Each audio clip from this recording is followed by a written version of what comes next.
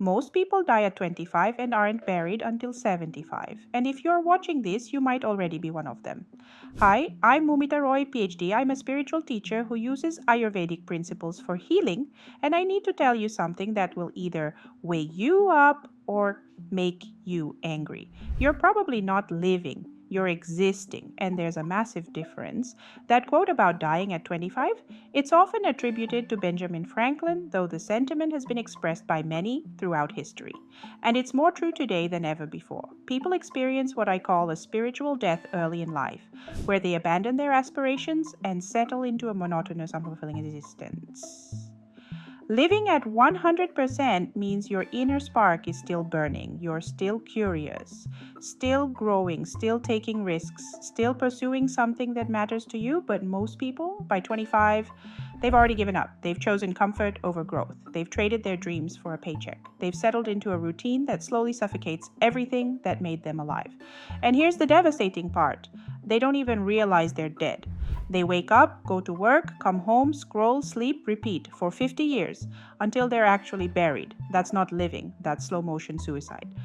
What dying at 25 actually means: when you die at 25, it means you stop taking risks, you stop questioning, you stop growing. You accept the script society handed you without ever asking if it's the script you want. Society teaches us that by 25, we should have it all figured out: a career, stable income, a plan for the future. But what it doesn't teach is that true success isn't about following a rigid path. It's about constantly evolving, questioning, and growing. You get the degree, you find the job with a stable salary, you get married and buy a house, you retire at 60 and wait for life to end. But does this truly fulfill the soul, or is it just a script society forces upon you? Most people follow all the rules: finish school, get a job, settle down, only to realize at 40 that they feel empty inside. They're financially stable but lack purpose, passion, and meaning. The 5 signs you're already dead. First sign, you've stopped dreaming. You used to have big visions for your life. Now you just hope to get through the week. That's not fatigue, that's death. Second sign, you're living for the weekend. If you're just surviving Monday through Friday to feel alive on Saturday, you're not living, you're enduring. Third sign, you've stopped learning. When was the last time you read a book that challenged you, tried something new, pushed yourself into discomfort?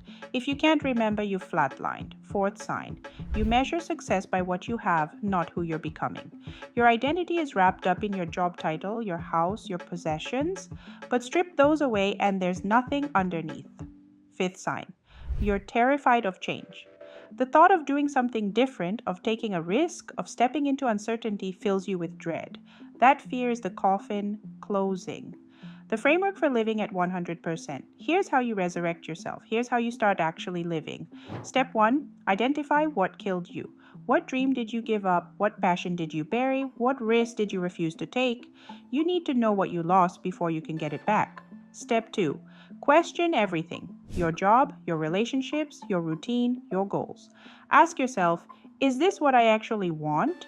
Or is this what I was told to want? Most people are living someone else's life without realizing it. Step 3, do one thing that scares you. Not something dangerous, something that makes you feel alive, something that proves to yourself that you're still capable of growth, of change, of living at 100%. What living at 100% actually looks like.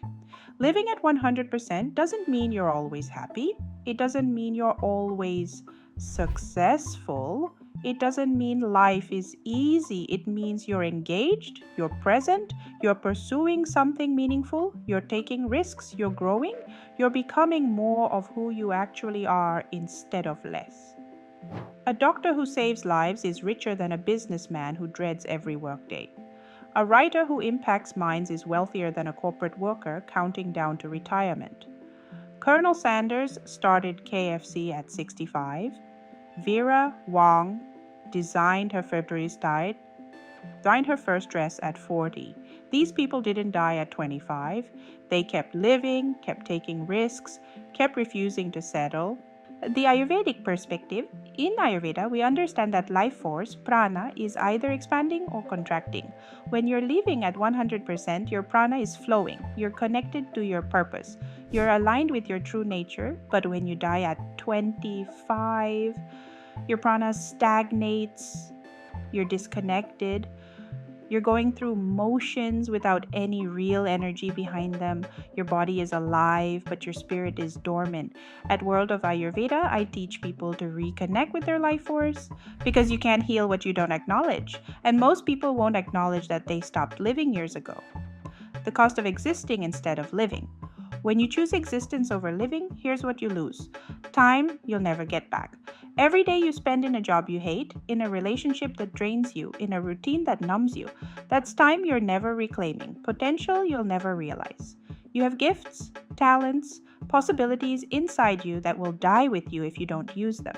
And that's not just your loss, it's the world's loss. Regret that will haunt your final years. The biggest regret of the dying isn't what they did, it's what they didn't do, the risks they didn't take, the dreams they didn't pursue, the life they didn't live.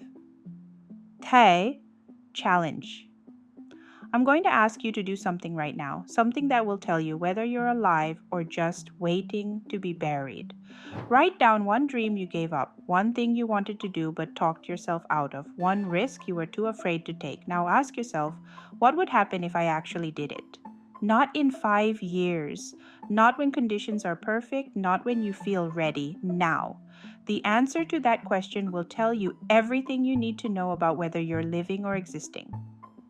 The final truth. You don't have to be one of the many who die at 25 and wait 50 years to be buried. You can reignite your passions, redefine success on your own terms, take risks that make life worth living, but you have to choose it. Nobody's going to hand you permission to live fully. Nobody's going to force you to pursue your dreams. Nobody's going to make you take risks. That's on you. Most people die at 25. They stop growing, stop dreaming, stop taking risks. They trade their one precious life for comfort, routine, and security.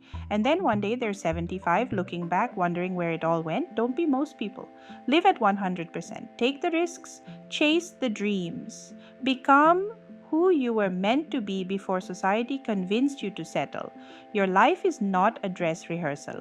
This is it, right now. And the only question that matters is, are you actually living it? Wake up while there's still time.